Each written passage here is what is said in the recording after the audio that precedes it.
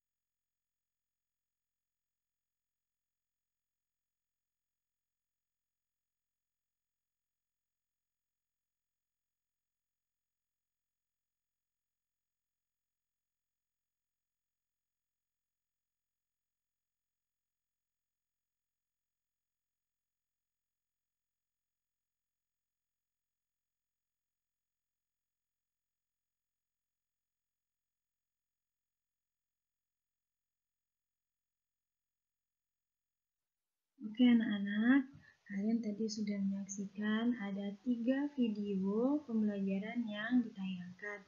Yang pertama ada video bagian-bagian bunga. Yang kedua ada video perkembangbiakan generatif pada tumbuhan. Yang ketiga adalah video macam-macam penyerbukan. Baik anak-anak, di sini Ibu akan jelaskan perantara penyerbukan yang dapat dilakukan oleh hewan. Nah, beberapa contoh hewan penyerbukan yang dapat membantu yaitu ada lebah, kupu-kupu, kelelawar, siput, dan burung. Nah, ciri-ciri tumbuhan yang penyerbukannya dibantu hewan yaitu yang pertama, warna mahkotanya mencolok. Kemudian yang kedua, berbau khas. Ketiga, memiliki kelenjar madu. Keempat, kepala putik agak tersembunyi. Nah, yang kedua adalah bantuan penyerbukan oleh manusia. Ciri-ciri tumbuhan penyerbukan yang dibantu oleh manusia yang pertama adalah tanaman sulit mengalami penyerbukan alami. Kedua, memiliki struktur bunga yang unik. Ketiga, bunga sulit mengeluarkan serbuk sarinya. Nah, contoh tumbuhannya itu adalah vanili. Yang ketiga, yaitu dengan angin. Nah, ciri-ciri tumbuhan yang penyerbukannya dibantu oleh angin yaitu pertama, mahkota bunga tidak berwarna dan berukuran kecil. Dua, serbuk sari kering, ringan dan banyak, tidak berbau. Ketiga, tidak memiliki kelenjar madu. Keempat, kepala putik terjulur keluar. Contohnya adalah tumbuhan padi, jagung, dan rerumputan. Nah, kemudian yang keempat yaitu dengan bantuan air. Penyerbukan dengan bantuan air terjadi pada tumbuhan air, contohnya adalah tumbuhan hidrilla. Selain itu, penyerbukan dapat dilakukan dengan cara penyebaran biji. Setelah terjadi penyerbukan, bakal biji akan berkembang menjadi biji yang berisi calon tumbuhan baru. Biji yang hinggap di lingkungan yang tepat akan tumbuh menjadi tumbuhan baru. Berikut macam-macam perantara dalam penyebaran biji. Yang pertama adalah dengan perantara manusia. Proses penyebaran biji dengan bantuan manusia dapat terjadi secara sengaja ataupun tidak sengaja. Yang kedua, dengan perantara hewan. Hewan memakan buah tersebut, contoh, luwak memakan kopi. Yang ketiga, dengan perantara gravitasi. Buah yang semakin matang akan jatuh ke tanah. Yang keempat, yaitu dengan perantara angin. Ciri biji berukuran kecil, ringan, dan bersayap. Contohnya adalah biji tumbuhan randa tapak atau dandelion. Yang kelima, dengan perantara air. Contohnya adalah tumbuhan yang habitatnya di dekat daerah perairan. Contoh adalah buah kelapa. Nah, anak-anak, setelah ini ada tayangan video pembelajaran lagi. Silakan disimak ya anak-anak.